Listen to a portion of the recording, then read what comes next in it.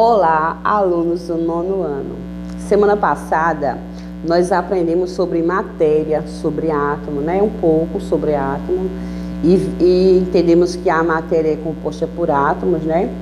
Que também, gente, a matéria é o quê? Matéria é energia condensada, tá certo? O que seria energia condensada? Eu vou dar um exemplo a vocês. Quando a gente se alimenta, a gente está se alimentando de quê? De uma fruta, por exemplo. Essa fruta um dia ela já foi carbono, né? Por exemplo, quando eu respiro, inspiro oxigênio e expiro gás carbônico. Então, esse gás carbônico que sai da minha expiração, a planta absorve, né? Juntamente com o sal, ela transforma em quê? Em fruta. Então, o que acontece? Eu consumo novamente essa fruta e essa fruta vai ciclar novamente dentro do meu organismo, me dando o quê? Energia mecânica para eu me movimentar, para eu falar, para eu processar os meus neurônios fazer processos. Então, a matéria, ela cicla. Na natureza, nada se perde, tudo se transforma, tá certo? Então, hoje a gente vai aprender novos termos, tá certo? Como, por exemplo, o termo corpo. E o que seria corpo? Ó, gente, eu estou com um exemplo aqui para vocês de um algodão. Então, corpo é uma porção limitada da matéria, tá certo? Então, esse algodãozinho aqui é um corpo, mas poderia também ser uma tábua, tá certo? Um pedaço de algo que sem uma função específica, uma porção limitada da matéria é um corpo. Mas se eu pegar esse algodãozinho aqui e transformar ele em um cotonete, gente, então eu dei uma função a ele.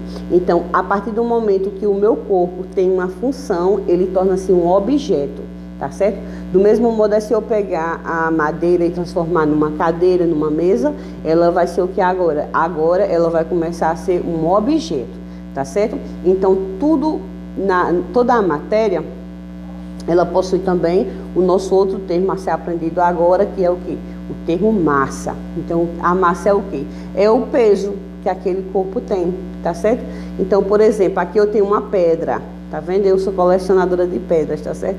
Então, essa minha pedra aqui, ó, ela possui o quê? Ela possui peso, tá certo? Esse pesozinho que tem nela aqui é o quê? A massa dela, tá certo? Ela é o quê? Ela é extremamente densa. O que é densa? Existe uma coesão entre as moléculas aqui, os átomos, tá certo? Então, os átomos aqui, eles são extremamente coesos, ou seja, juntos, e formam o quê? Faz com que ela esteja uma massa bem densa, né? Praticamente não existe nem oxigênio aqui, né? De tão denso que ela é. Inclusive, ela é uma pedra lapidada, ó, ela brilha, tá certo? Agora, vamos ver também a questão aqui do algodão. O algodão, gente, ele tem massa também, só que ele é bem leve, por quê? Porque ele é menos denso, ou seja, existe mais espaço entre ele, né? Então, ele é menos denso. Olha que coisa interessante. Um quilo de algodão é a mesma coisa de 1 quilo de pedra, tá certo? Só que vai ter uma diferença, que é o nosso outro termo a ser aprendido agora, que é o termo de volume. Então, o volume é o quê? É o espaço que aquele corpo ou objeto ocupa no espaço. Então, é óbvio que 1 quilo de pedra ocupa menos volume que 1 quilo de algodão, né? Então, essa é uma das diferenças que nós vamos aprender agora. Outra coisa que nós temos que aprender agora é o seguinte, é que dois corpos, eles não ocupam o mesmo lugar no espaço. E o nome dessa propriedade é impenetrabilidade, ou seja, é impossível dois corpos ocupar o mesmo lugar no espaço. Para que esse algodão aqui e esse algodão venha ocupar o lugar dessa pedra, eu tenho que tirar a pedra para o algodão poder ocupar o lugar, tá certo? Do mesmo modo, é o nosso primeiro experimentozinho aqui, ó. Não tem condições, olha.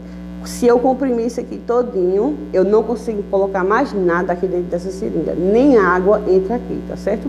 Um bom exemplo é que eu também trabalho na saúde e quando a gente vai aspirar a medicação, vamos supor que aqui é a medicaçãozinha, eu vou ter que aspirar para fora o conteúdo, eu não consigo, se eu não acrescentar um oxigênio aqui, ó, eu acrescento um pouquinho de oxigênio, para quê? Para trocar o líquido que está aqui dentro pelo oxigênio que está aqui.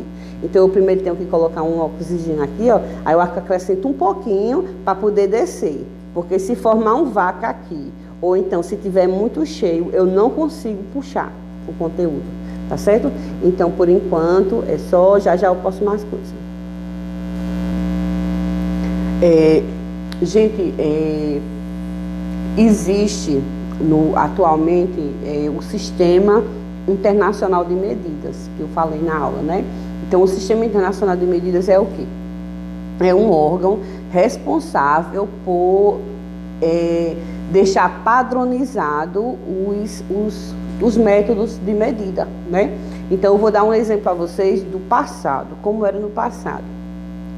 No passado, eles mediam, por exemplo, uma distância, era chamada de jarda. O que era jarda? Era a medida da ponta do nariz do rei até a ponta do dedo polegar do rei. Então, essa medida aqui do nariz até a ponta do dedo esticado, né? Era o que? Era a jarda. Também tinha o cúbito, né? Que era o que? A ponta do dedo mindinho até aqui o cotovelo. Só que o que acontecia? Essas medidas, elas eram imperfeitas, porque dependendo do tamanho do rei, né, se o rei fosse baixo ou alto, iria alterar. Então, o que aconteceu? Uma unificação, tá certo? Desse padrão. E se chama SI, né, que é a Unidade o Sistema Internacional de Medidas. E eu estou aqui com alguns instrumentos e vou mostrar para vocês de medida, tá certo?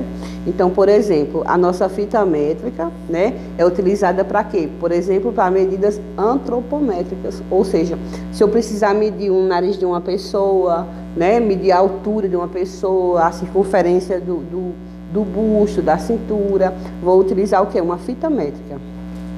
Se eu for usar, né, medir alguma coisa em superfície reta, eu vou precisar também de uma régua reta, né? Ou também pode ser, por exemplo, uma trena, né? Então eu vou utilizar o quê? Um padrão reto. Lá na França existe espalhado pela cidade vários padrões de metro, tá certo? Para se medir as coisas. Se eu for medir um ângulo, né? Então, aqui você vai o quê? Utilizar esse tipo de régua aqui, que é uma régua que mede o quê? Os ângulos de 60 graus, 30 graus, 180 graus, né? Se eu precisar, por exemplo, medir uma temperatura, eu vou utilizar o termômetro, né? Nesse caso aqui, esse termômetro que eu estou mostrando a vocês é um termômetro de mercúrio. Inclusive, gente, esse termômetro de mercúrio está proibido de ser usado desde 2009, né? Mas, infelizmente, os termômetros que podem ser utilizados são caríssimos, o governo não dá, né? Então, nos hospitais ainda se encontra esse tipo de termômetro. O termômetro mais utilizado agora é o infravermelho, tá certo? Outro utensílio de medida também, olha aqui um utensílio de medida que eu tenho, isso aqui é um oxímetro.